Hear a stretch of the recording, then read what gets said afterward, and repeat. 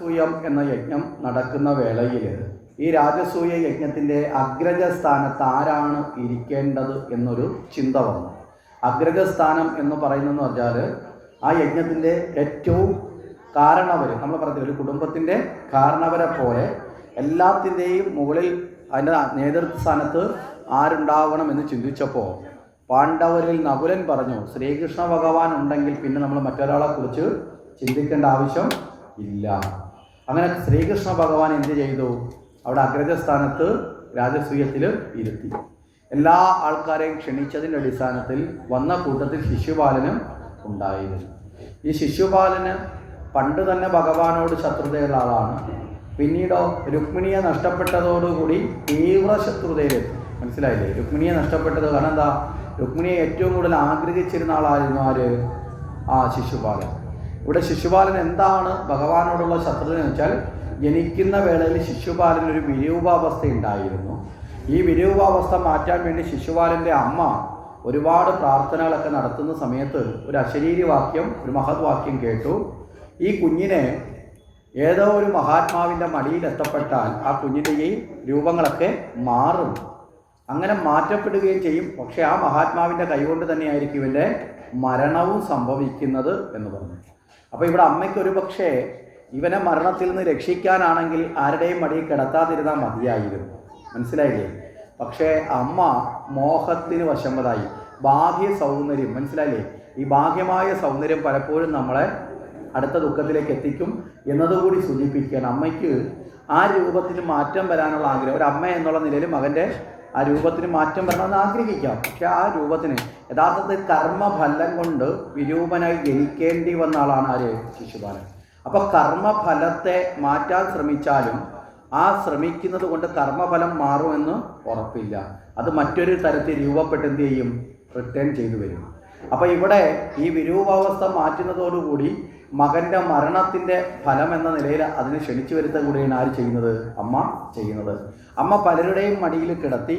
ആ കൂട്ടത്തിൽ കൃഷ്ണൻ്റെ മടിയിൽ കിടത്തിയ സമയത്ത് ഒരിക്കൽ കൃഷ്ണൻ അവിടെ വന്നപ്പോൾ, കൃഷ്ണൻ ബന്ധുവാണ്, കൃഷ്ണൻ്റെ മടിയിൽ ഈ കുഞ്ഞിനെ കിടത്തിയപ്പോൾ ഈ കുഞ്ഞിൻ്റെ ഈ രൂപത്തിന് മാറ്റം വന്നു. സുന്ദരമായ രൂപം വന്നപ്പോൾ അമ്മ വളരെ സന്തോഷത്തോടു കൂടി ആനന്ദിച്ചു. പക്ഷെ അന്നേരമാണ് അമ്മയ്ക്ക് ഓർമ്മ വന്നത്, എന്താ കേട്ട അശരീരിയിൽ എന്തുകൂടി ഉണ്ടായിരുന്നു? ഈ ആളിൻ്റെ കൈകൊണ്ട് തന്നെ മരണമുണ്ടാകും എന്ന ഒരു കാര്യം കൂടിയിട്ട് ഉണ്ടായിരുന്നു. അപ്പോൾ അതുകൊണ്ട് അങ്ങനെ ഒരു ഭാവം കൂടി ഉള്ളത് കൊണ്ട് എന്ത് സംഭവിച്ചു? അവിടെ ആ അമ്മ കൃഷ്ണനോട് അഭ്യർത്ഥിച്ചു, ഭഗവാനെ നീ എൻ്റെ മകനെ വധിക്കരുത് എന്ന് പറഞ്ഞു. പക്ഷെ ഭഗവാൻ പറഞ്ഞു, വിധി എന്താണോ അതിനെ തടുക്കാൻ സാധ്യമല്ല, അതുകൊണ്ട് അത് സംഭവിക്കുക തന്നെയും. പിന്നെ ഈ പ്രാർത്ഥന ഞാൻ തെള്ളിക്കളയുന്നില്ല, കാരണം ഒരു അമ്മയുടെ പ്രാർത്ഥനയല്ലേ അല്ലേ മകൻ്റെ ജീവന് വേണ്ടി. അതുകൊണ്ട് ഞാനൊരു പരിഗണന തരാം. എന്താ പരിഗണന? ഇവൻ്റെ 100 തെറ്റുകൾ വരെ ഞാൻ ക്ഷമിക്കും. അപ്പോൾ അവിടെയും ശിശുപാലനൊരു അവസരം കൊടുക്കുക. ഭഗവാനോട് തെറ്റ് ചെയ്യാതിരുന്ന ശിശുപാലന് എത്ര കാലം വേണമെങ്കിലും ജീവിക്കാൻ അവസരം കൊടുത്തു. പക്ഷേ അജ്ഞാനികൾ അഹന്തയിലേക്ക് എത്തിയാൽ അവർക്കൊരിക്കലും ശരിയായ ബോധം ഉണ്ടാവുകയില്ല. അവർ വിനാശകാലേ വിപരീത ബുദ്ധിയെ കൊണ്ടുവരും. ആ അവസ്ഥയിലുള്ള ആളാണ് ശിശുപാലൻ. പിന്നീട് അതിൻ്റെ ഒന്ന് വർദ്ധിപ്പിച്ചു. എന്താ? രുക്മിണി നഷ്ടപ്പെട്ടതോടുകൂടി അവിടെയും ശിശുപാലൻ ചിന്തിക്കണമായിരുന്നു, ഒപ്പം കഴിയേണ്ട പത്നിക്ക് ആ കൂടെ കഴിയേണ്ട ആളിനോട് ഇഷ്ടമില്ല എങ്കിൽ ആ ദാമ്പത്യം സുഖകരമാകുമോ? ഒരിക്കലും ആവില്ല. അപ്പോൾ ആ രുക്മിണിക്ക് മറ്റൊരാളിനെ മനസ്സാൽ വരിച്ച രുക്മിണിയെ താൻ നേടാൻ ആഗ്രഹിക്കുന്നത് തന്നെ തെറ്റാണെന്ന് തിരിച്ചറിയാതെ, മനസ്സിലായില്ലേ, സൗന്ദര്യത്തിൽ മുഴുകി രുക്മിണിയെ നേടാൻ, രുക്മിണിയുടെ മനസ്സിൽ ആരായിക്കോട്ടെ പക്ഷെ രുക്മിണിയെ നേടണമെന്നുള്ള അതീവമായ കാമമോഹം ആർക്കുണ്ടായി? ശിശുപാലനുണ്ടായി. ഈ കാമമോഹത്തിന് തിരിച്ചടി ഉണ്ടായി ഭഗവാൻ രുക്മിണിയെ വിവാഹം കഴിച്ചതോടുകൂടി. അപ്പോൾ തനിക്ക് കിട്ടണമെന്ന് ആഗ്രഹിച്ചത് കിട്ടാതെ അത് മറ്റൊരാൾക്ക് ലഭിക്കുന്നത് മനസ്സുകൊണ്ട് സഹിക്കാൻ പറ്റാത്ത അവസ്ഥ വന്നു. അതെല്ലാം തന്നെ ഭഗവാനോടുള്ള ദേഷ്യമായിട്ട് ഇരിക്കുമ്പോഴാണ് നോക്കുമ്പോൾ രാജസൂയ യജ്ഞത്തിൻ്റെ അഗ്രജസ്ഥാനത്ത്, കാരണവ സ്ഥാനത്ത് ആരിയ്ക്കുന്നു? കൃഷ്ണൻ ഇരിക്കുന്നു. സഹിക്കാൻ പറ്റിയില്ല ആർക്ക്? ശിശുപാലനെ. ശിശുപാലൻ ചോദിച്ചു, ഈ കള്ളനെയാണോ ഈ വലിയ യജ്ഞത്തിൻ്റെ തലപ്പത്തിരുത്തിയിരിക്കുന്നത്? ജനിച്ച കാലം തൊട്ടേ കള്ളനെന്ന് പേര് കേട്ടവനാണ്. മനസ്സിലായില്ലേ? പണ്ടേ ഗോപികമാരായ സ്ത്രീകളോടൊപ്പം ഇടകലർന്ന് ജീവിച്ച് സ്ത്രീലമ്പടനെ പോലെ ജീവിച്ച ആളാണ്. ഈ കുട്ടിക്കാലത്തെ ഗോപികമാരുടെ എണ്ണം ഇപ്പോൾ അല്ലേ, കൃഷ്ണഭഗ്നിമാരുടെ എണ്ണം അങ്ങനെയുണ്ട്. ഇതെല്ലാം ഒരു തെറ്റായ വ്യാഖ്യാനത്തിലേക്ക് ആക്കിക്കൊണ്ട് അധിക്ഷേപിക്കാൻ തുടങ്ങി. ഭഗവാനാകട്ടെ മറുത്തൊരു വാക്കും പറയാതെ മിണ്ടാതെ ഇങ്ങനെ ഇരുന്നു. ഇങ്ങനെ ഓരോന്നോരോന്ന് പറയും തോറും കൃഷ്ണൻ പ്രതികരിക്കുന്നില്ല എന്ന് കണ്ടപ്പോൾ ശിശുപാലൻ എന്ത് പറ്റി? ആവേശം കൂടി. അപ്പോൾ എല്ലാവരും വിളിച്ച് വീണ്ടും വീണ്ടും വീണ്ടും വീണ്ടും പറഞ്ഞ് ശിശുപാലൻ അറിയാതെ മുന്നോട്ട് പോയിക്കൊണ്ടിരിക്കുകയാണ്. ഭഗവാനാകട്ടെ മനസ്സിൽ കൃത്യമായിട്ട് എണ്ണിക്കൊണ്ടിരിക്കുക. എന്താ? ഒന്നാമത്തെ തെറ്റ്, രണ്ടാമത്തെ തെറ്റ്, മൂന്നാമത്തെ തെറ്റ്, നാലാമത്തെ തെറ്റ്, അങ്ങനെ 100 തെറ്റിൻ്റെ പരിധി കഴിഞ്ഞു. ഭഗവാൻ ആരെ വധിച്ചു? ശിശുപാലനെ നിഗ്രഹിച്ചു. മനസ്സിലായി? ഈ ശിശുപാലവധം ഇവിടെ എടുത്തു പറയാനുള്ള കാരണം എന്താണെന്ന് ചോദിച്ചാൽ, ഇത് എടുത്തു പറയേണ്ട കാര്യം ഉണ്ടായിരുന്നു ചോദിച്ചാൽ ഉണ്ട്. കാരണം ഭാഗവതം തുടങ്ങുമ്പോൾ അവിടെ വിഷ്ണു പാർഷദന്മാരായ ജയവിജയന്മാർ ശാപം നിമിത്തം അസുരന്മാരായി പിറന്നൊരു കഥ പറഞ്ഞില്ലേ? ഹിരണ്യകശിപുവും ഹിരണ്യാക്ഷനുമായി വന്ന് പറഞ്ഞില്ലേ? ശാപം നിമിത്തം വന്നിരുന്നു എന്ന് പറഞ്ഞത്. ആ ഹിരണ്യകശിപു ഹിരണ്യാക്ഷൻ്റെ ഏറ്റവും അവസാനത്തെ ഭാവമാണ് ശിശുപാലൻ. മനസ്സിലായില്ലേ? ആദ്യം ഹിരണ്യാക്ഷന് ഹിരണ്യകശിപുവായിട്ട് വന്നു. അപ്പം നരസിംഹമൂർത്തിയും അതേ വരാഹമൂർത്തി അവരെ നിഗ്രഹിച്ചു. ഇവിടെ നമുക്ക് ഈ എല്ലായിടത്തും ഒരുപോലെയല്ല കാഴ്ചപ്പാട് എന്ന് നമ്മൾ തിരിച്ചറിയണം. കാരണം ഭഗവാന്റെ കൈകൊണ്ട് നിഗ്രഹിച്ചാൽ അതോടുകൂടി ഭഗവാന് ചേരുന്നതാണ് സാധാരണ നമ്മൾ കാണുന്നത്. ഇവിടെ ഇവർ എന്തുകൊണ്ട് ചേർന്നില്ല? നരസിംഹമൂർത്തി വന്ന് ഹിരണ്യകശിപുവിനെ കൊന്നിട്ടും ഹിരണ്യകശിപു വീണ്ടും ജനിച്ചു. ആരായിട്ടാണ് ജനിച്ചത്? ഹിരണ്യകശിപു രണ്ടാമത് ആരായിട്ടാണ് ജനിച്ചത്? ആരായിട്ടാ? ഒക്കെ പറഞ്ഞോ, ഉത്തരം തെറ്റിക്കോട്ടെ, കുഴപ്പമില്ല. അവസാനത്തെ ദിവസമോ നാളെ ഇതുപോലൊരു പ്രഭാഷണം പറഞ്ഞു. രാവണനായിട്ട്. മനസ്സിലായില്ലേ? ഹിരണ്യാക്ഷനാണ് കുംഭകർണനായിട്ട് ജനിച്ചത്. അപ്പം ഭഗവാന്റെ കൈകൊണ്ട് വധിച്ചിട്ട് ഇവർ വീണ്ടും എന്ന് വെച്ചാൽ ഇവരുടെ ശാപമാണ്. കർമ്മഫലം എന്താണ്? 3 ജന്മം അസുരന്മാരായി ദുഷ്ടന്മാരായി പിറക്കേണ്ടി വരും. മനസ്സിലായില്ലേ? അതുകൊണ്ടും ആ ഫലം, അതായത് കർമ്മഫലത്തെ മാറ്റാൻ ഭഗവാന് പോലും സാധിക്കില്ല എന്നാണ് പറയുന്നത്. മനസ്സിലായി? അതുകൊണ്ടാണ് രാമായണം നമ്മളെ കൃത്യമായി പഠിപ്പിക്കും, തെറ്റായ ഫലം ലഭിക്കുന്ന കർമ്മം ചെയ്യാതിരിക്കുക. താൻ നിരന്തരം ചെയ്യുന്ന കർമ്മഫലം താൻ തന്നെ അനുഭവിച്ചിടുന്ന നമ്മൾ ഇതായ ഒരു ധാരണയുണ്ട്. ഈ ഭക്തന്മാരാകുന്ന പലരുടെയും ഒരു തെറ്റിദ്ധാരണയുണ്ട്. എല്ലാവരുടെയും അല്ല, ചിലരുടെ ധാരണയുണ്ട്. ഈ ജീവിതത്തിൽ ഭക്തിയുടെ തരത്തിലുള്ള ശരിയായ ജീവിതാചരണം നടത്തിയില്ലെങ്കിലും കുഴപ്പമില്ല, അവസാനം കൊണ്ടുവന്ന് കുറച്ച് പൈസയോ മറ്റെന്തെങ്കിലുമൊക്കെ സാധനം പിടിച്ച് വഴിപാട് സമർപ്പിച്ചാൽ ഞാൻ ചെയ്തതെല്ലാം ഭഗവാൻ അങ്ങ് ക്ഷമിക്കുമെന്ന്. മനസ്സിലായില്ലേ? നമ്മൾക്ക് മനസ്സുകൊണ്ടൊരു ആസ്വദിക്കുക, അത്രയേ ഉള്ളൂ. മനസ്സുകൊണ്ടൊന്ന് ഒരു സാധനം വരുതാം, പക്ഷേ ഒരിക്കലും കർമ്മഫലം പോകില്ല. അപ്പോൾ ചോദിക്കും, ഭഗവാന് പൂജ നടത്തുന്നത് കൊണ്ടുകൊണ്ട് കർമ്മഫലം പോകുന്നതിനെ പിന്നെ എന്തിനാണ് നടത്തുന്നത്? ഈ കർമ്മഫലം അനുഭവിക്കുമ്പോൾ അതിനെ തരണം ചെയ്യാൻ, മനസ്സിലായില്ലേ, ഒരു മനോബലം ഭഗവാനിൽ നിന്ന് കിട്ടും.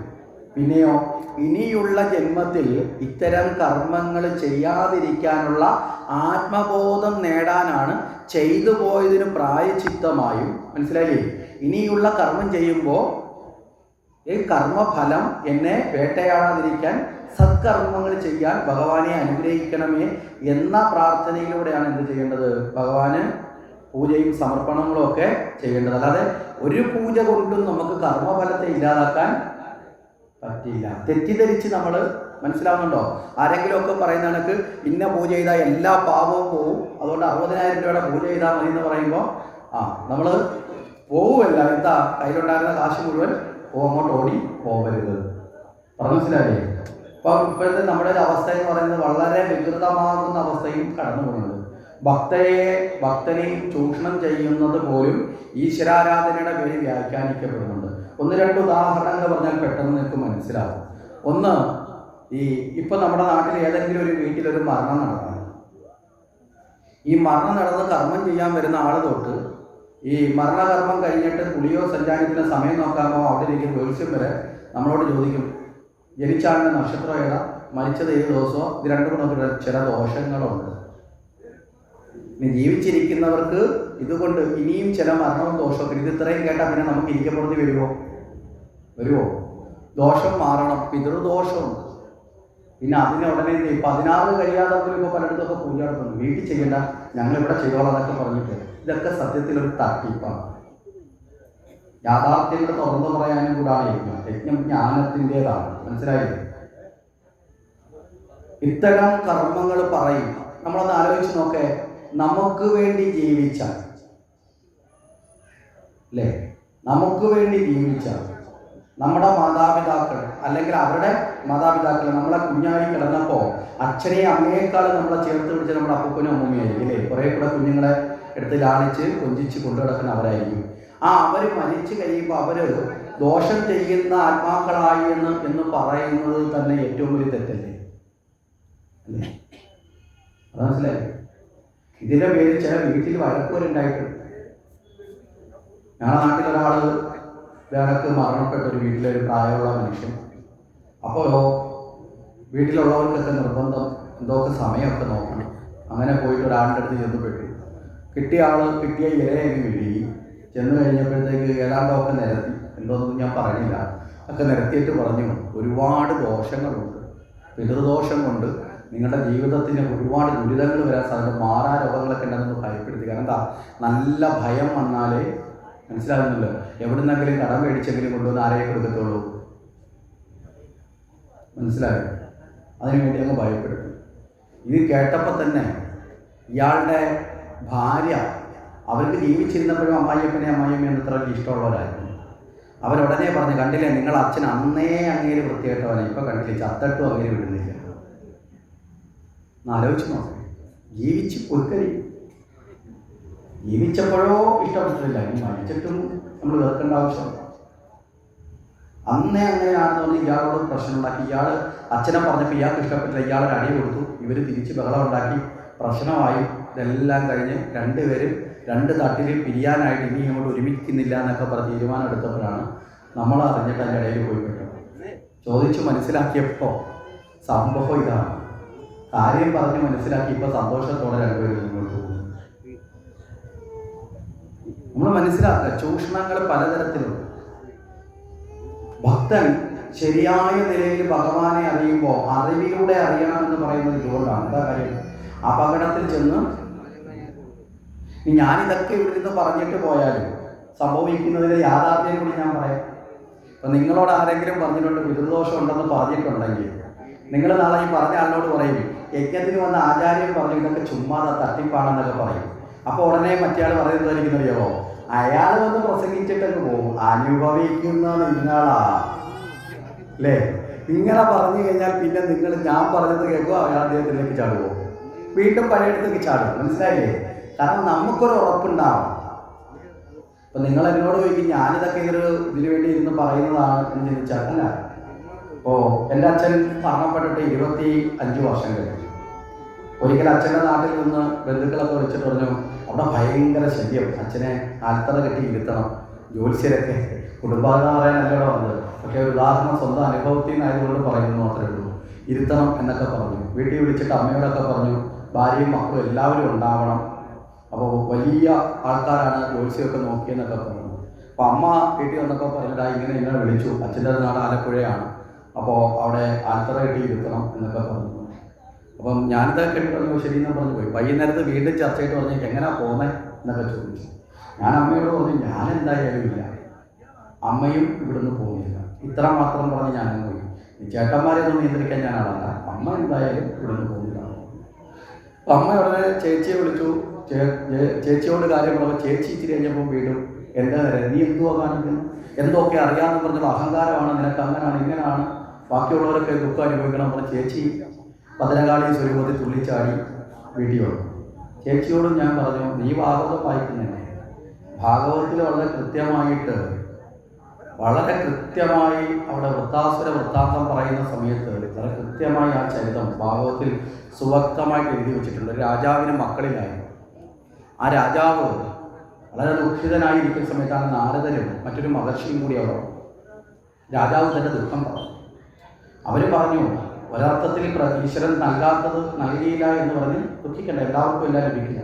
പക്ഷെ രാജാവ് പറഞ്ഞില്ല പുത്രൻ. അപ്പോൾ പറഞ്ഞു, പുത്രൻ എന്നത് ബന്ധുത്വത്തെ വർദ്ധിപ്പിക്കലാണ്, അല്ലേ, കൂടുതൽ മമതയെ സൃഷ്ടിക്കലാണ്. ഇല്ലെങ്കിൽ മമത അത്രയും കുറഞ്ഞു അല്ല, ഒരു പുത്രൻ എനിക്ക് എന്തായാലും വേണം എന്ന് പറഞ്ഞു. അവസാനം ഇവർ ഒരു ദിവ്യാഔഷധം കൊടുത്തു പുത്രൻ ലഭിക്കാൻ വേണ്ടി. ഈ രാജാവാകട്ടെ മക്കൾ ഇല്ലാത്തത് കൊണ്ട് തന്നെ ആദ്യത്തെ ഭാര്യയിൽ മക്കളുണ്ടായില്ല, അപ്പോൾ മറ്റൊരാളെ വിവാഹം കഴിച്ചു, അതിലും മക്കളില്ല, അടുത്തത് അങ്ങനെ ഒരു 5-6 പേരെ വിവാഹവും കഴിച്ചിട്ടുണ്ടായിരുന്നു. അപ്പോൾ ഈ ഔഷധം കിട്ടിയപ്പോൾ ഇത് ഒരാൾക്കേ കൊടുക്കാൻ പറ്റും. രാജാവ് നോക്കിയപ്പോൾ പ്രഥമ വിവാഹം കഴിച്ച ആദ്യ ഭാര്യ ഉണ്ടല്ലോ, അപ്പോൾ അവർക്ക് എന്ത് ചെയ്തു, ഈ ഔഷധം കൊടുത്തു. അവർക്കൊരു കുഞ്ഞു പിറന്നു. ആ കുഞ്ഞു പിറന്ന് നിന്നോടുകൂടി, ഈ ഗർഭവതി ആയതോടുകൂടി രാജാവ് കൂടുതൽ സമയം എവിടെ എത്താൻ തുടങ്ങി, ഈ സ്ത്രീയുടെ അടുത്ത് എത്താൻ തുടങ്ങി. അപ്പം മറ്റുള്ളവരുടെ അടുത്ത് എത്തുന്ന സമയം കുറവ് വന്നു. പറഞ്ഞു മനസ്സിലായി? എന്തുകൊണ്ടാണ് രാജാവിന്, മറ്റതങ്ങനെയല്ല, രാജാവ് എല്ലാ ഭാര്യമാരെയും തുല്യമായിട്ടാണ് കണ്ടിരുന്നത്. പക്ഷെ ഇപ്പോൾ തനിക്കൊരു കുഞ്ഞു പിറക്കുന്നു എന്ന തലം വന്നപ്പോൾ ആ കുഞ്ഞിനെ കിട്ടാൻ പോകുന്ന സ്നേഹം കൊണ്ട് രാജാവ് കൂടുതൽ സമയം ഇവിടെ എത്തും, ഈ അമ്മയുടെ അടുത്ത് വരാൻ തുടങ്ങി. അങ്ങനെ വന്നു. കുഞ്ഞ് ജനിച്ചു കഴിഞ്ഞപ്പോൾ ഈ കുഞ്ഞിനെ അടുത്ത് നിന്ന് മാറാൻ രാജാവിന് മനസ്സ് വന്നില്ല. അങ്ങനെ അവിടെ തന്നെ കൂടി. അപ്പം മറ്റ് സ്ത്രീകളെല്ലാം കൂടി ഒരുമിച്ച് കൂടിയിട്ട് ചർച്ച ചെയ്തു. ഇപ്പം നമ്മളോട് രാജാവിന് വലിയ ശ്രദ്ധയൊന്നും ഇല്ല. ഇപ്പം പൂർണ്ണമായിട്ടും ഒന്നാമത്തെ ഭാര്യയുടെ അടുത്താണ്. ഈ അസൂയ കൊണ്ടിട്ട് ഇവരെല്ലാം കൂടി കുഞ്ഞിനെ കൊല്ലാൻ തീരുമാനിച്ചു. കുഞ്ഞിൻ്റെ ജന്മദിനത്തിൻ്റെ അന്ന് ഇവർ വിഷം ചേർത്ത ഭക്ഷണം കൊടുത്ത് ഈ കുഞ്ഞിനെ വധിച്ചു. ഈ കുഞ്ഞ് മരണപ്പെട്ടതോടുകൂടി രാജാവ് ആർത്തലച്ച് ദുഃഖിതനായി നിലവിളിച്ച് കരഞ്ഞുകൊണ്ടിരിക്കുന്ന സമയത്ത് നാരദർ വീണ്ടും അവിടെ വരികയാണ്. അപ്പോൾ ചോദിച്ചു, എന്താണ് കാരണം എന്ന് ചോദിച്ചപ്പോൾ, എൻ്റെ കുഞ്ഞ് മരണപ്പെട്ടു, അവനെ ഇനി ആരും നോക്കും, മരിച്ചു പോയ അച്ഛനമ്മമാർക്ക് അങ്ങനെയൊക്കെ ഒരു ചിന്ത വരുമല്ലോ എന്നൊക്കെ ചോദിച്ച് രാജാവ് വിലപിക്കുകയാണ്. അപ്പം നാരദർ പറഞ്ഞു, ആ കുഞ്ഞിന് എൻ്റെ ജീവൻ്റെ കാലം അവിടം വരെയേ ഉള്ളൂ, മനസ്സിലായില്ലേ? യഥാർത്ഥത്തിൽ നിങ്ങൾക്ക് കുഞ്ഞുണ്ടാവാനുള്ള ഭാഗ്യമില്ല, എന്നിട്ട് നിങ്ങളുടെ ആഗ്രഹം കൊണ്ട് ജപിച്ചു, പക്ഷേ ആത്മാവ് അത്രയും ആയുസേ ഉള്ളൂ, അതുകൊണ്ട് തിരികെ പോയാൽ ദുഃഖിച്ചത് കൊണ്ട് കാര്യമില്ല എന്ന്. അങ്ങനെയല്ല, അവന് തന്നെ ഞങ്ങളെ ഇത്രയും പെട്ടെന്ന് വേറിട്ടപ്പോൾ അവനും ദുഃഖം ഉണ്ടാവും എന്നൊക്കെ രാജാവ് പറഞ്ഞു. അങ്ങനെ ഈ ആത്മാവിനെ നാരദർ അവിടേക്ക് പ്രത്യക്ഷപ്പെടുത്തുന്നു, തിരിച്ച് വിളിച്ചവിടെ നിർത്തും. അപ്പോൾ ഈ അച്ഛൻ ആ ആത്മാവിനോട് ചോദിക്കും, മകനെ, നീ എന്നെ പിരിഞ്ഞങ്ങ് പോവുകയാണോ? നിന്നെ നോക്കാൻ ഇനി ആരുണ്ടാവും? എന്നെ പിരിയുമ്പോൾ നിനക്ക് ദുഃഖം ഉണ്ടാവുന്നില്ല എന്നൊക്കെ ചോദിച്ചപ്പോൾ ഈ ആത്മാവ് ചോദിച്ചു, ഏത് ജന്മത്തിലെ അച്ഛനെക്കുറിച്ച് ഓർത്ത് ഞാൻ ദുഃഖിക്കണം? മനസ്സിലായില്ലേ? അതായത് ഒരു ജീവൻ എത്ര ജന്മം കഴിഞ്ഞിട്ടാണ് ഇങ്ങനെ പോയിക്കൊണ്ടിരിക്കുന്നത്, അല്ലേ? ആണോ? നമ്മളിലിരിക്കുന്ന ഈ ജീവൻ ഈ ജന്മത്തിൽ നമ്മൾ ആരുടെയെങ്കിലും ഭാര്യയാവാം, ഭർത്താവാവാം, മക്കളായിരിക്കാം. കഴിഞ്ഞ ജന്മത്തിൽ നമ്മൾ വേറെ ആരുടെയോ ഭാര്യയോ ഭർത്താവോ, അല്ലേ, മക്കളോ ഒക്കെ ആണായിരുന്നോ പെണ്ണാണെന്ന് പോലും അറിയാൻ പറ്റില്ല. കഴിഞ്ഞ ജന്മത്തിൽ ഒരു പക്ഷിയായിരുന്നോ മൃഗമാണോ എന്ന് അറിയാൻ പറ്റില്ല, പറ്റുമോ? അങ്ങനെയാണെങ്കിൽ ഓരോ ജന്മത്തിലെ മാതാപിതാക്കളെ കുറിച്ച് ഓർത്ത് ദുഃഖിക്കാനിരുന്നാൽ ആ ഓർമ്മ നമുക്കുണ്ടെങ്കിൽ ദുഃഖത്തിൽ നിന്ന് മാറാൻ സാധിക്കും ആർക്കെങ്കിലും. മനസ്സിലായില്ലേ? അപ്പോൾ ഈ ശരീരം ഉള്ളപ്പോഴാണ് ഈ ബന്ധമുള്ളത്. ആ ശരീരത്തിൻ്റെ തലം വിട്ടാൽ ആ ബന്ധം ഇല്ല. പറഞ്ഞതിൻ്റെ അർത്ഥം മനസ്സിലായോ? നമുക്ക് ആർക്കും ഇത് കേട്ട് വിഷമം തോന്നേണ്ട ആവശ്യമില്ല. ഇത് ലോക തത്വമാണ്. ആ ശരീരം വിട്ടുകഴിഞ്ഞാൽ ആത്മാവ് കർമ്മഫലത്തിനനുസരിച്ച് മറ്റൊരു ശരീരം സ്വീകരിക്കും. മനസ്സിലായില്ലേ? അങ്ങനെ സ്വീകരിച്ച ആത്മാവിനെ പിന്നെ ഏത് തറയിൽ ആവാഹിച്ച് പിടിച്ചിരിക്കുന്നു? അതിൻ്റെ ആശയം മനസ്സിലായില്ലേ? ആ ശരീരം വേറൊരു ശരീരം സ്വീകരിക്കും. അപ്പം വേറൊരു ശരീരം സ്വീകരിച്ചു പോയതിനെ അവിടെ നിന്ന് ബന്ധിച്ച് കൊണ്ടുവന്ന് ഇവിടെ കൊണ്ടുവന്ന് ഇരുത്തുക എന്ന് പറയുന്നത് ശരിയാണോ? അതൊരു തന്നെ. അല്ലെങ്കിലോ അത് മോക്ഷഗതി നേടിയിട്ടുണ്ടെങ്കിൽ മോക്ഷത്തിൽ പോയ സാധനത്തിന് തിരിച്ചു പിടിക്കേണ്ട ആവശ്യമുണ്ട്. ആ ആത്മാവിന് മോക്ഷം കിട്ടിയോ കിട്ടിയില്ലയോ എന്ന് നമുക്കറിയാൻ പറ്റുമോ? ഇനി പിതൃലോകത്തെത്തി സായുജ്യം നേടിയിട്ടുണ്ടെങ്കിൽ ആ ആത്മാവിനെ പിടിക്കാൻ പറ്റുമോ? കർമ്മഫലം കൊണ്ട് ആ ആത്മാവിന് നേടേണ്ടതായ ലഭിക്കേണ്ടതായ ഒരു ശരീരം അതിന് ലഭിച്ചിട്ടുണ്ടാവും. മനസ്സിലായില്ലേ? കർമ്മഫലം കൊണ്ട് മനുഷ്യനായി ജീവിച്ച ഒരാൾ കർമ്മഫലം കൊണ്ട് മനുഷ്യനായി ജനിച്ചു എങ്കിലും ശരിയായ ജീവിതം നയിച്ചിട്ടില്ല എങ്കിൽ അതിനനുസരിച്ചിട്ടുള്ള നിന്ദ്യമായ ഒരു യോനിയിൽ ഒരു ശരീരം സ്വീകരിച്ചത് ജീവിക്കും. ഇത് വ്യക്തമായി അതാണ് ഞാൻ ഉച്ചയ്ക്ക് പറഞ്ഞ ഭാഗവതം കേട്ടാൽ പോരാ, ജ്ഞാനം നമ്മൾ ഉറപ്പിക്കണം. നമ്മൾ പിന്നെ ആടരുത്. ആടുന്നതിൻ്റെ അർത്ഥം എന്താ? ഉറച്ച സാധനം ആട്ടം വരുമോ? ഇല്ല. ആടുന്നത് എപ്പോഴാ? ഉറപ്പില്ലാത്തപ്പോഴാണ്, അല്ലേ? അത് ശരിയാണോ, ഇത് ശരിയാണോ, അങ്ങനെയാണോ, അങ്ങനെയാവാം, അങ്ങനെ തന്നെ വേണം, അല്ല ഇങ്ങനെയാവാം. ഇത് പറയുന്നത് എപ്പോഴും നമ്മൾ ഉറപ്പില്ലാത്ത സമയത്ത് കിടന്ന് ആടിക്കും. ഈ ഉറപ്പില്ലാത്തവരെയാണ് എപ്പോഴും ഇത്തരം കുരുക്കുകളിൽ പോയി പെടുന്നത്. മനസ്സിലാവുന്നുണ്ടോ? അപ്പം നമ്മൾ അറിയുന്നതിൽ നമ്മൾ ഉറപ്പിക്കുക. ആ ഉറപ്പാണ് നമ്മുടെ ബലം. ഞാനിതാണ് എൻ്റെ സഹോദരിയോട് പറഞ്ഞു. ഇത് കഴിഞ്ഞ് ഞാൻ അമ്മയോടും പറഞ്ഞു. എന്നിട്ട് ഞാൻ തമാശ രൂപേണ പറഞ്ഞു, അമ്മ, അച്ഛൻ അമ്മയോടൊപ്പം 40 വർഷം ജീവിച്ചു, ഞങ്ങൾ 4 മക്കളുണ്ട്. ഈ ആലപ്പുഴ വരെ വന്ന ആത്മാവിനെ കൊല്ലത്ത് വന്ന് നമ്മളെന്ന് കാണുമെന്ന് തോന്നിയില്ലല്ലോ. മനസ്സിലായില്ലേ? അപ്പോൾ പിന്നെ നമ്മളും അങ്ങോട്ട് പോയി ഇരുത്തണ്ട, അതങ്ങ് പോട്ടെ. 25 വർഷം മുമ്പ് പറഞ്ഞു പോയതിൽ ഇപ്പോഴും എനിക്ക് ഒരു പിതൃമോ ദോഷമോ മറ്റൊന്നും എനിക്ക് നിർത്തുന്നില്ല. എൻ്റെ കൈ തട്ടിയിട്ടുണ്ട്, കാല് തട്ടിയിട്ടുണ്ട്, മുറിഞ്ഞിട്ടുണ്ട്, ബൈക്കിൽ പോയപ്പോൾ വണ്ടിയിൽ നിന്ന് വീണിട്ടുണ്ട്, ഇതൊക്കെ സംഭവിച്ചിട്ടുണ്ട്. ഇതൊക്കെ അശ്രദ്ധ കൊണ്ട് പറ്റും. മനസ്സിലായില്ലേ? വഴിക്കുള്ള നിലത്തൂടെ നടന്നാൽ മറിഞ്ഞ് വീഴും, നടുകൂടിയും. ഇതൊക്കെ അറിയാവുന്ന രീതിയിൽ ചിന്തിച്ചാൽ ഇത് ഏതെങ്കിലും ദോഷം കൊണ്ട് പറ്റുന്നതാണെന്നുള്ള രീതിയിലുള്ള ഭയം വേണം. മനസ്സിലായില്ലേ? നമ്മൾ അശ്രദ്ധ കൊണ്ട്, നമ്മൾ വണ്ടി ഓടിച്ചപ്പോൾ അശ്രദ്ധ കൊണ്ടോ അല്ലെങ്കിൽ എതിരെ വന്നവൻ അശ്രദ്ധ കൊണ്ടോ നമ്മളെ വണ്ടിയെ കൊണ്ട് വെച്ച് ഇടിച്ചത് ചത്തുപോയ ആരുടെയെങ്കിലും ദോഷം കൊണ്ടാണെന്ന് ചിന്തിക്കുന്നുണ്ടെങ്കിൽ നമ്മളൊക്കെ എന്തെങ്കിലും യുക്തിയുള്ള മനുഷ്യനാണോ? ഇപ്പം നമ്മളൊക്കെ ചിന്തിക്കുന്നതിനല്ലേ ഇല്ലേ? ഇതൊക്കെ സ്വാഭാവികമാണ്. സുഖദുഃഖങ്ങൾ ജീവിതത്തിൽ വന്നു പോയിരിക്കും. കർമ്മഫലത്തെ മാറ്റാൻ ഒരു ഈശ്വരനും സാധ്യത, അത് അനുഭവിക്കണം. ഇവിടെ അത് പറയുമ്പോൾ വളരെ വ്യക്തമായിട്ട് പറയാൻ വേണ്ടിയിട്ട് നമുക്കിവിടെ മറ്റൊരു കഥ കൂടി ചേർത്ത് നമുക്ക് ചെയ്യാം. ഭാഗവതത്തിലുള്ളതല്ലെങ്കിൽ നാരായണത്വ ഭ്രാന്തൻ നമ്മൾ കേട്ടിട്ടുള്ളതല്ലേ അല്ലേ? ഈ നാരായണത്വ ഭ്രാന്തൻ വളരെ സവിശേഷതയുള്ളൊരു മനുഷ്യനാണ്. വളരെ തത്വപരമായി ജീവിതത്തിൽ എല്ലാത്തിനെയും നോക്കിക്കാണുന്ന ആളാണ്. അതുകൊണ്ടാണ് നമ്മുടെ കാഴ്ചപ്പാടിൽ അദ്ദേഹത്തിന് ഭ്രാന്താണോ എന്ന് നമുക്ക് തോന്നിപ്പോകുന്നത്. നമുക്ക് അദ്ദേഹത്തിൻ്റെ ശൈലിയുടെ തത്വത്തെ അറിയാത്തതാണ്. ഇദ്ദേഹം സ്ഥിരമായി കിടന്ന് ഉറങ്ങാൻ തിരഞ്ഞെടുക്കുന്ന സ്ഥലം ചുടുകാടാണ്. ആൾക്കാരുടെ ശവം ദഹിപ്പിക്കുന്ന മശാനമാണ് കിടന്നുറങ്ങാൻ വേണ്ടി തിരഞ്ഞെടുക്കുന്നത്. എന്തുകൊണ്ടാണെന്ന് ചോദിച്ചാൽ ആരുടെയും ശല്യം ഉണ്ടാവില്ല. രാത്രി കാലത്ത് വേറെ എവിടെയെങ്കിലും കിടന്ന് ആരെങ്കിലും ഒന്ന് ശല്യപ്പെടുത്തും. ചുടുകാട്ടിൽ ആരെങ്കിലും ശല്യപ്പെടുത്താൻ വരുമോ? ആരുടെയും ശല്യം ഉണ്ടാവില്ല. രണ്ടാമത്തെ കാര്യം, ഈ കിടക്കുന്ന സമയത്തൊരു സുഖമാണ്. രാത്രി കാലങ്ങളിൽ കൊതുകിൻ്റെ ശല്യമൊന്നും ഉണ്ടാവില്ല. കാര്യം എന്താ? ചിത കത്തലും മിക്കവാറും ഒക്കെ കത്തി അതിൻ്റെ പുകയുള്ളത് കൊണ്ട് സുഖമാണ്. തണുപ്പ് കാലമാണെങ്കിൽ അടുത്തോട്ട് ചെന്ന് കിടന്നാൽ AC ആവും. മനസ്സിലായില്ലേ? ചൂട് കാലമാണെങ്കിൽ ഇച്ചിരി മാറിക്കിടന്നാൽ മതി. പിന്നെ എവിടുന്നെങ്കിലുമൊക്കെ ഭിക്ഷ എടുത്ത് കിട്ടുന്ന ധാന്യങ്ങൾ വൈകിട്ട് വീടൊന്നുമില്ല, അപ്പോൾ അത് കഞ്ഞി വെച്ച് കുടിക്കണമെങ്കിൽ വിറകും തീയും തേടി എങ്ങും പോകണ്ട. മനസ്സിലായില്ലേ? ഈ ചുടുകാട്ടിനോട് ചേർന്നൊരു കുളമുണ്ട്. കാരണം മിക്കവാറും എല്ലായിടത്തും ഈ കർമ്മത്തിന് ജലം കുളങ്ങൾ പണ്ട് കാലത്തെ ഉണ്ടായിരുന്ന എപ്പോഴും ഉണ്ടാവും.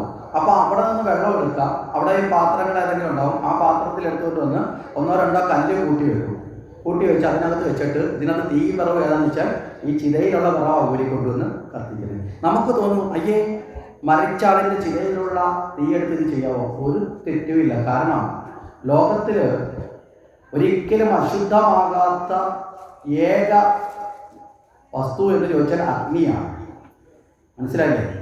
പഞ്ചഭൂതങ്ങളിൽ ബാക്കി 4 എണ്ണത്തെയും മലിനമായി ആക്കാൻ സാധിക്കും. ജലം മലിനമാവില്ലേ?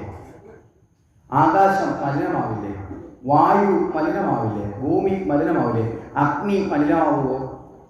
ഒരിക്കലും അഗ്നി മലിനമാവില്ല. മാലിന്യമുള്ളത് എന്ത് അഗ്നിയിലേക്ക് കൊടുത്താലും അഗ്നി എന്ത് ചെയ്യും? അതിനെ ശുദ്ധീകരിക്കും. മനസ്സിലായില്ലേ? അഗ്നിക്ക് ഇങ്ങനെ ഒരു വരം കൊടുത്തത് മഹാദേവനാണ്.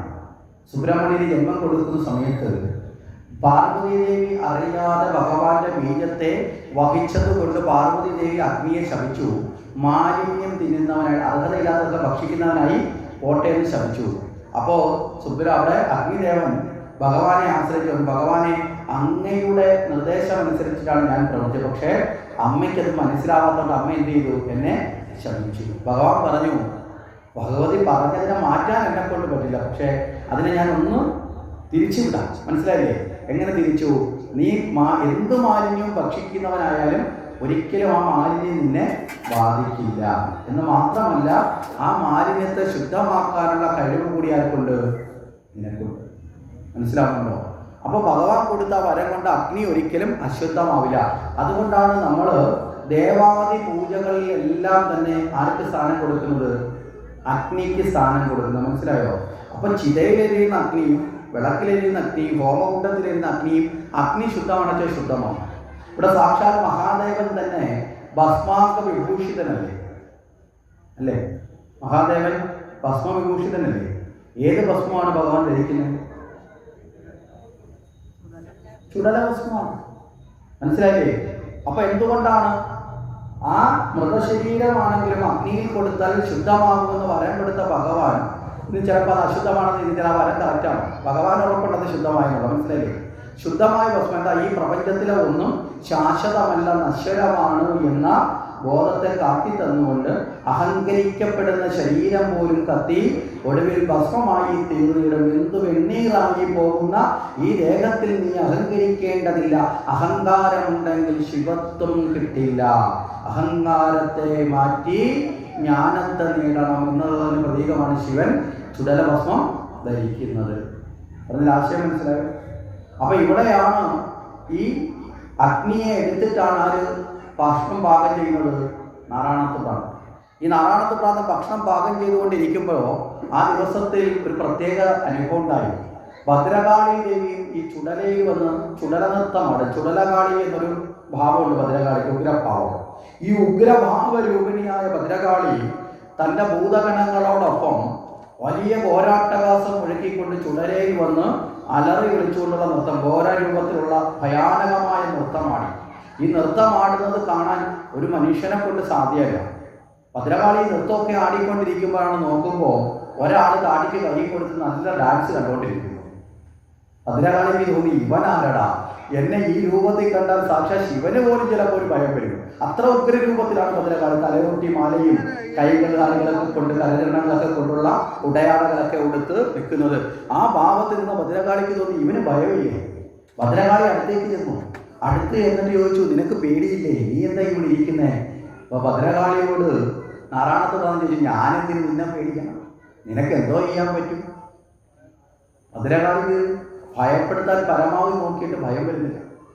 അവസാനം ഭദ്രകാളിക്ക് ഇദ്ദേഹത്തിനോടൊരു ഇഷ്ടം തോന്നി. ഭയമില്ലാത്ത ഒരാളെന്നത് ഭദ്രകാളി ചോദിച്ചു, നിനക്ക് എന്തു വരം വേണം? ഇദ്ദേഹം പറഞ്ഞ് കൈ പൊക്കിയിട്ട് പറഞ്ഞു, ഒന്ന് പോയി തന്നാൽ കൊള്ളാം. ഞാൻ ഈ കഞ്ഞിയൊക്കെ വെച്ച് ഇവിടെ കിടന്ന് ഉറങ്ങട്ടെ, നിങ്ങൾ ഈ ഉടുക്കുമൊക്കെ കൊട്ടി ഈ ചെണ്ടയൊക്കെ അടിച്ച് ഗാനമേള നടത്തിക്കൊണ്ടിരുന്ന ഈ സൗണ്ട് സിസ്റ്റത്തിൽ കിടന്ന് എനിക്ക് ഉറങ്ങുന്നു തരത്തില്ല. അതുകൊണ്ട് നിങ്ങളൊന്ന് പോയി തന്നാൽ ഞാൻ സമാധാനമായിട്ടൊന്ന് കിടന്ന് ഉറങ്ങിക്കോട്ടെ എന്ന് പറഞ്ഞു. അപ്പോൾ ആ ഭക്ഷണം കഴിച്ച് ഉറങ്ങാൻ വേണ്ടി എന്ന് പറഞ്ഞു. ഭദ്രകാളി പറഞ്ഞു, അങ്ങനെയല്ല, എനിക്ക് നിന്നോട് ഭയങ്കര ഇഷ്ടം വന്നു. കാരണം നിർഭയത്വം, മനസ്സിലായില്ലേ? ഭക്തിയുടെ പ്രതീകം പോലെ നിർഭയത്വം. നമ്മൾ പറഞ്ഞാൽ ഭയം ഇല്ലാത്ത അവസ്ഥ. ആ ഭയം ഇല്ലാത്തത് കൊണ്ട് ഭക്തിയുടെ ഉത്തമനാണ്. കാരണം പിന്നെയോ ജ്ഞാനിയാണ്. ജ്ഞാനിക്കല്ലെങ്കിൽ ഭയം ഉണ്ടാവും, മനസ്സിലായില്ലേ? അജ്ഞാനികളെയാണ് എന്തുണ്ടാവുന്നത്? ഭയം ഉണ്ടാവുന്നത്. അപ്പം നാരായണത്ത് പ്രാന്തൻ പൂർണ്ണ ജ്ഞാനിയാണ്. അതുകൊണ്ട് തന്നെ അദ്ദേഹത്തെ അനുഗ്രഹിക്കുക എന്നത് ഭദ്രകാളിക്ക് ഒരാവശ്യം പോലെ തോന്നി. അവസാനം പറഞ്ഞു, നീ പോവില്ലേ കൊച്ചെന്ന് ചോദിച്ചു. ഇല്ല. എന്നാൽ പിന്നെ ഒരു കാര്യം ചെയ്യും, എനിക്കൊന്നും വേണ്ട, നീ ഇത്രയും പറഞ്ഞതുകൊണ്ട് മനസ്സിലായില്ലേ, നിന്നെ ഒന്ന് ഒഴിവാക്കി വിടാൻ വേണ്ടി ഞാനൊരു വരം ചോദിക്കാൻ പോകുന്നു. ചോദിച്ചോളാൻ പോകുന്നു. എൻ്റെ ഇടത് കാലിലെ മന്ത് വലത് കാലിലോട്ടൊന്ന് മാറ്റിയേക്കാൻ പറഞ്ഞു. സിമ്പിൾ പരിപാടി. ഇടത് കാലിലെ മന്ത് വലത് കാലിലോട്ടൊന്ന് മാറ്റാൻ മതി. ഭദ്രകാളി എന്ന് തിരിച്ചു, ഇതെന്തൊരു വരവാടാ, ഇടത് കാലിൽ മന്തിരുന്നാലും വലത് കാലിൽ ഇരുന്നാലും അദ്ദേഹത്തിനല്ലേ ഇരിക്കുന്നത്. ഭദ്രകാളി വന്ന് തഥാസ്തു വരം അതായത് പറഞ്ഞു. ഇപ്പോൾ പിന്നെ ശരി, അങ്ങനെ ആവട്ടെ എന്ന് ഭദ്രകാളി വന്നിട്ടുണ്ട്. നാരായണത്ത് പ്രാന്തൻ പൊട്ടിച്ചിരിച്ചെന്ന് പറഞ്ഞ് ഭദ്രകാളിക്ക് ബോധമില്ലാതായി. നാരായണത്ത് പ്രാന്തൻ ചോദിച്ചിട്ട് അദ്ദേഹം കിടന്നു പറഞ്ഞു, എന്താ ഈ കഥയിൽ നമ്മൾ പഠിക്കേണ്ട ഒരു പാഠമെന്ന് ചോദിച്ചാൽ, താൻ തന്നെ വഹിക്കുന്ന പ്രാരാബ്ധമാണ് ഇവിടെ മന്ത് എന്നുള്ള അർത്ഥത്തിൽ പറഞ്ഞു. ഈ ജന്മത്തിൽ ഇടത് കാലത്തെ മുന്നിലിരുന്ന കാലമാണ്. അതിൽ നിന്ന് ഈ ജന്മത്തിൽ ഭഗവാനെ ആശ്രയിച്ച് ഈ പ്രാരാബ്ധത്തെ നമ്മൾ മാറ്റിയാലും ഈ പ്രാരാബ്ധം നമ്മളെ വിട്ട് പോകില്ല. എന്ത് ചെയ്യും? അടുത്ത ജന്മത്തിലാണ്. മനസ്സിലാവുന്നുണ്ടോ? അതാണ് ഇടതിൽ നിന്ന് വലതിലേക്ക് മാറ്റാൻ, അല്ലാതെ ഭദ്രകാളിക്ക് പോലും പ്രാരാബ്ധത്തെ മാറ്റാൻ സാധ്യമല്ല. ആകെ ചെയ്യേണ്ട ഒറ്റ കാര്യമുള്ളൂ, ഈ പ്രാരാബ്ധങ്ങൾ ദുഃഖദുരിതങ്ങളായ ദുരന്തങ്ങളായ പ്രാരാബ്ധം വരാതിരിക്കാൻ, മനസ്സിലായോ? ശരിയായ കർമ്മങ്ങൾ അനുഷ്ഠിച്ച് ജീവിക്കാൻ തയ്യാറാവുക. അപ്പം നമ്മൾ ചെയ്ത കർമ്മഫലങ്ങളൊന്നും നമ്മളെ വിട്ട് പോകില്ല എന്ന് ഉത്തമമായി നമ്മൾ ധരിക്കുക. അപ്പം ഇവിടെ നമ്മൾ പറഞ്ഞു വന്നത് സഹസ്രനാമത്തിൽ നിന്നൊക്കെയാണ് ഇവിടേക്ക് വന്നത്. അങ്ങനെ വിഷ്ണു ഭഗവാന്റെ സഹസ്രനാമം ആദ്യമായിട്ട് ആര് ചൊല്ലി? വിഷ്ണു പിതാമകൻ ചൊല്ലി. ആ വിഷ്ണു പിതാമകൻ തന്നെ പറയുന്നു, ഭഗവാന്റെ ലീലകളുടെ പരിപൂർണത അറിയാൻ ആരാലും സാധ്യമല്ല എന്നൊക്കെ പറഞ്ഞു. രാജധർമ്മങ്ങൾ മുഴുവൻ ആർക്ക് ഉപദേശിച്ചു കൊടുത്തു? പാണ്ഡവന്മാർക്ക് ഉപദേശിച്ചു കൊടുത്തു. ആ സമയത്ത് ഭീഷ്മർ ഭഗവാനോട് ചോദിക്കുന്നു, ഭഗവാനെ, അങ്ങ് ഇത്രയും കാരുണ്യശാലിയായിരുന്നു. നമ്മളാണെങ്കിൽ ചോദിക്കുന്നത്, നമ്മൾ ഒരാൾ നമ്മളെ കട്ടിലേക്ക് കിടത്തി ഹോസ്പിറ്റലിൽ കിടത്തി കയ്യും കാലൊക്കെ ഒടിപ്പിച്ച് ഹോസ്പിറ്റലിൽ കിടത്തി അയാൾ നമ്മളെ കാണാൻ വരുമ്പോൾ നമ്മൾ അയാളോട് ചോദിക്കൂ, ഇയാൾ ഇത്ര സ്നേഹമുള്ള ആളാണെന്ന് ചോദിക്കൂ. ഇവിടെ ഭീഷ്മർ ഇങ്ങനെ കിടക്കുന്നതിൻ്റെ കാരണക്കാരനും ഭഗവാനാണ് നിർത്തത്. ഭഗവാൻ അറിഞ്ഞുകൊണ്ട് അതൊക്കെ ചെയ്യിക്കുന്നത്. പക്ഷേ താൻ ചെയ്ത കർമ്മത്തിൻ്റെ ഫലമാണ്. അവിടെ ആരെയും കുറ്റം പറഞ്ഞിട്ട് കാര്യമില്ല. അത് സ്വയം ഏറ്റെടുക്കുക എന്നുള്ള ഒരു കാര്യം. രണ്ടാമത്തെ കാര്യം, ഭഗവാന്റെ കാരുണ്യം ഭീഷ്മർ അനുഭവിച്ചിട്ടുണ്ട്. അതാ കുരുക്ഷേത്ര യുദ്ധം ആരംഭിക്കുന്ന വേളയിൽ ഭഗവാൻ ഒരു പ്രതിജ്ഞ എടുത്തു, ഞാൻ ആയുധം എടുക്കില്ല. മനസ്സിലായില്ലേ? ഞാൻ ഒരിക്കലും, അതുകൊണ്ടാണ് അർജുനന്റെ തേരാളിയായി മാറി, ഞാൻ ആയുധം കൈകൊണ്ട് എടുക്കില്ല എന്ന് വ്രതം എടുത്തു. ഈ വ്രതം എടുത്തു എന്നറിഞ്ഞപ്പോൾ എതിർപക്ഷത്തിൻ്റെ സൈന്യാധിപനാണ് ആര്? ഭീഷ്മര്. ഭീഷ്മര് പറഞ്ഞു, ഓഹോ കൃഷ്ണൻ അങ്ങനെ പറഞ്ഞോ, എന്നാൽ ആ കൃഷ്ണനെ കൊണ്ട് ഞാൻ ആയുധം എടുപ്പിക്കും. മനസ്സിലായില്ലേ? അപ്പം ഭീഷ്മരുടെ വാക്കും ഭഗവാന്റെ വാക്കും, ഇവിടെ ഭഗവാൻ ഭക്തന്റെ വാക്ക് സത്യമാവാൻ വേണ്ടി തൻ്റെ വാക്കിനെ അസത്യമാക്കി ചമച്ചു. മനസ്സിലായില്ലേ? എനിക്ക് പേരുദോഷം വന്നാലും വേണ്ടിയില്ല, എൻ്റെ ഭക്തൻ എന്തുണ്ടാകരുത്? പേരുദോഷം ഉണ്ടാകുക. ഭക്തന്റെ വാക്ക് സഫലമാവണം. അത്ര കണ്ട് ഭക്ത കാരുണ്യവർഷനാണ് ആര്? ഭഗവാൻ. എങ്ങനെയാണ് ഇത് സംഭവിച്ചത്? കുരുക്ഷേത്ര യുദ്ധക്കളത്തിൽ വെച്ച് അർജുനനും ഭീഷ്മരും തമ്മിൽ ഏറ്റുമുട്ടുന്ന ഒരു വേളയിൽ ഭീഷ്മര് വളരെ പരാക്രമിയായ അർജുനനെ ആക്രമിച്ചു. ഭഗവാന് തോന്നി അർജുനനെ തിരിച്ചാക്രമിക്കാൻ സാധിക്കുന്നില്ല, അർജുനൻ തന്നെ വധിക്കപ്പെടുമോ എന്നൊരവസ്ഥ തോന്നി. അർജുനോട് ഭഗവാൻ പറഞ്ഞു, അർജുന ഇതൊക്കെ എന്നൊക്കെ പറഞ്ഞിട്ട് അർജുനൻ എന്തൊക്കെയോ സാധിക്കാത്തൊരവസ്ഥ വന്നു. ഈ സമയമായപ്പോഴത്തേക്ക് അർജുനന്റെ കണ്ടനാളം ലക്ഷ്യമാക്കിക്കൊണ്ട് ഭീഷ്മര് ശരം കൊടുത്തു. ഭഗവാൻ അവിടെ തൻ്റെ കാലുകൊണ്ട് മണ്ണിൽ ചവിട്ടി രഥമൊന്ന് താഴ്ത്തിയത് കൊണ്ട് ഈ അസ്ത്രം കണ്ടനാളത്തിന് പകരം കിരീടവും കൊണ്ടങ്ങ് പോയി. ഭീഷ്മർക്ക് കോപം ഇരട്ടിച്ചു. കൃഷ്ണ, നീ എന്നിൽ നിന്ന് അർജുനനെ രക്ഷിക്കൂ, എന്നാൽ അർജുനനെ ഞാൻ വധിച്ചിരിക്കും എന്നുള്ള നിലയിലേക്ക് വന്നു. ആ സമയത്ത് അർജുനനെ രക്ഷിക്കാൻ വേണ്ടി ഭഗവാൻ കണ്ട ഒരേ ഒരു തന്ത്രം എന്താ? ഭഗവാൻ നേരെ തേർത്തട്ടിൽ നിന്ന് ചാടി ഇറങ്ങിയിട്ട് ശരിയായിട്ട് ആയുധം എടുത്തു എടുത്തില്ല, പക്ഷെ എന്ത് ചെയ്തു? ആയുധേന രൂപേണ ഒരു വസ്തു എടുത്തു. കയ്യിൽ അവിടെ ഉണ്ടായിരുന്ന ഒരു രഥചക്രം കയ്യിൽ പൊക്കിയെടുത്തുകൊണ്ട് ഭീഷ്മരുടെ നേരെ ചെന്നു. നേരെ വരുന്ന സമയത്തോ ഭീഷ്മര് തൻ്റെ ആയുധങ്ങളൊക്കെ താഴ്ത്തി വെച്ചിട്ട് ഭീഷ്മര് കൈകൂപ്പിയിരുന്നു, ഭഗവാനെ നീ എന്നെ വധിച്ചോ, കാരണം നിന്റെ കൈ കൊണ്ടുള്ള വധം എന്ന് പറയുന്നത് ഏറ്റവും വലിയ പുണ്യമാണ്. മനസ്സിലായില്ലേ എന്ന് പറഞ്ഞുകൊണ്ട് ഭീഷ്മരുടെ ഉദ്ദേശം മനസ്സിലായപ്പോൾ ഭഗവാൻ എന്ത് ചെയ്തു? ചക്രം ഒന്ന് താഴ്ത്തി വെച്ച്, ഒന്നില്ല താഴ്ത്തി വെച്ചു. എന്താ? ആയുധം എടുക്കില്ല എന്ന് പറഞ്ഞ് ഭഗവാൻ ആയുധം എടുത്തു. മനസ്സിലായില്ലേ? അർജുനനെ രക്ഷിക്കാൻ പറ്റിയെന്ന് ചോദിച്ചാൽ അതുവരെ വന്ന വർദ്ധിച്ച കോപത്തിൽ നിന്ന് ഭീഷ്മരങ്ങ് താഴേക്ക് വന്നു. അപ്പോൾ അർജുനൻ രക്ഷപ്പെടുകയും ചെയ്തു. അപ്പോൾ അവിടെ ഭീഷ്മർക്ക് ഇതൊരു ആനന്ദമായി. പിന്നെ ഭീഷ്മർ അർജുനനെ ആക്രമിക്കാൻ പോയി. എന്താ? എൻ്റെ വാക്ക് സത്യമായി തീരാൻ വേണ്ടി ഭഗവാൻ തൻ്റെ വാക്കിനെ വെടിഞ്ഞു എന്ന് കണ്ട് ഭഗവാനെ സ്തുതിച്ചുകൊണ്ട് ഭീഷ്മര് അന്ന് യുദ്ധം അവസാനിപ്പിച്ച് പോവുകയും ചെയ്തു. ഈ ഭീഷ്മര് ശരശയ്യയിൽ കിടന്നപ്പോഴാണ് വീണ്ടും ഭഗവാൻ കാണാൻ വരുന്നത്.